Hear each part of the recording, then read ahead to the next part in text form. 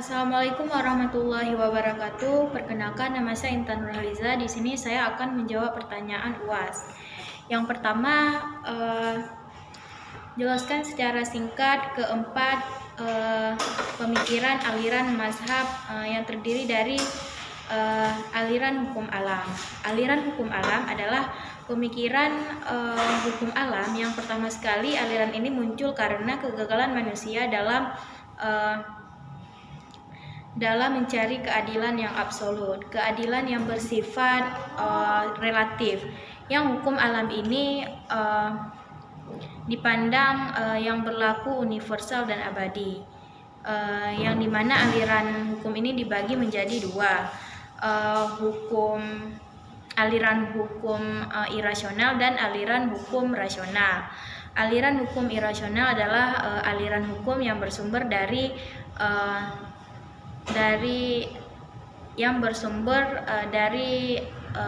Tuhan langsung, sedangkan aliran rasional adalah aliran yang bersumber dari pikiran manusia atau rasio manusia.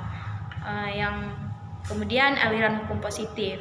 Jadi aliran hukum positif di sini adalah pemikiran aliran hukum yang dipandang dalam berbentuk pengalaman, kenyataan yang ditentukan oleh ilmu-ilmu pengetahuan.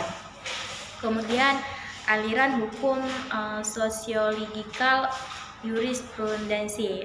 Jadi aliran ini dipandang dari cara berpikir yang mengatur hukum dalam masyarakat, hidup masyarakat, yang mementingkan akal di sini. Contohnya hukum adat dengan sanksi, di sini mementingkan pengalaman. Kemudian aliran hukum kritis. Aliran pemikiran yang dipandang ini mengkritik terhadap hukum dari berbagai ketidakadilan terhadap hak asasi manusia. Ciri kritis yaitu aturan pemerintah, undang-undang, dan kebijakan pemerintah. Dalam mengkritik ini tentunya kita harus melihat fakta masyarakat sesuai aturan pemerintah untuk kepentingan banyak. Yang kedua, saya akan menjawab pertanyaan, apabila Anda diminta untuk membuat sebuah aturan hukum dalam sebuah negara atau daerah, aliran hukum mana? Jadi dalam masyarakat, dalam membuat suatu aturan hukum dalam negara itu atau daerah sesuai dengan aturan yang pemerintah, sesuai dengan fakta masyarakat yang menggunakan aliran sosial jurisprudensi di sini. Kemudian dengan sosiologi hukum yang dimana aliran hukum dibentuk dengan cara berpikir dan mengatur masyarakat sesuai dengan kehidupan masyarakat. Kemudian contohnya seperti hukum adat dengan sanksinya dan sesuai aturan yang berlaku di masyarakat. Yang dimana hukum adat di sini dibuat dan dibentuk dengan pengalaman dalam masyarakat. Contohnya dalam masyarakat itu aturan tentang zina yang ada di Aceh dengan sanksi hukuman cambuk. Jadi pertanyaan ketiga yaitu dalam filsafat hukum berperan dan berfungsi sebagai salah satu melakukan perubahan hukum mengarah pada kebutuhan masyarakat yang hakiki terhadap hukum di Indonesia. Menurut Anda, apakah hukum di Indonesia sudah membawa perubahan atau mengarah pada kebutuhan masyarakat yang hakiki? Jadi menurut saya di sini terkait dengan dalam hukum Indonesia, apakah sudah mengarah dan membawa perubahan pada masyarakat tadi itu belum keseluruhan. Jadi di mana ada ketidakadilan hukum yang merujuk atas kebijakan sosial. Contohnya kebijakan sosial yang terjadi dengan hak asasi manusia dalam masyarakat. Kemudian di mana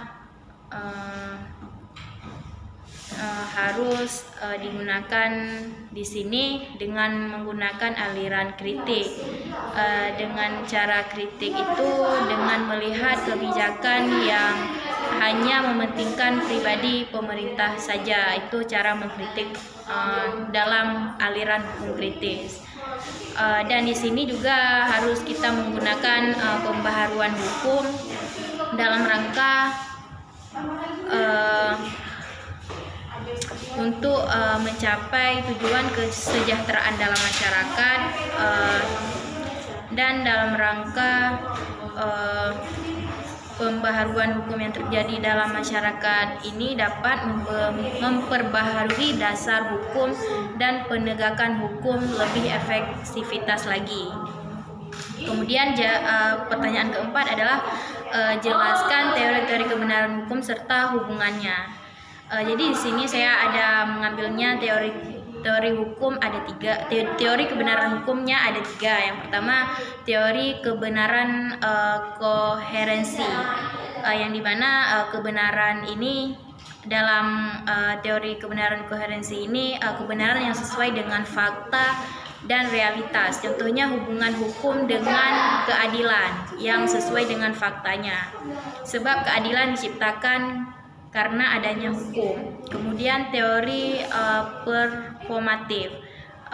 Teori performatif ini adalah teori yang menyatakan kebenaran itu hadir dari penguasa atau pemegang suatu kekuasaan. Jadi hubungannya dengan hukum adalah dengan kekuasaan, sebab hukum memerlukan kekuasaan untuk menjalankan suatu hukum aturan yang berlaku. Kemudian yang ketiga, teori kebenaran korespondensi, yaitu kebenaran realitas yang berada dalam pernyataan atau kenyataan, di mana contohnya adalah hubungan dengan hukum adalah hubungan nilai dengan nilai kebudayaan, nilai budaya dalam masyarakat sesuai fakta masyarakat dengan aturan yang berlaku. Sekian jawaban saya. Assalamualaikum warahmatullahi wabarakatuh.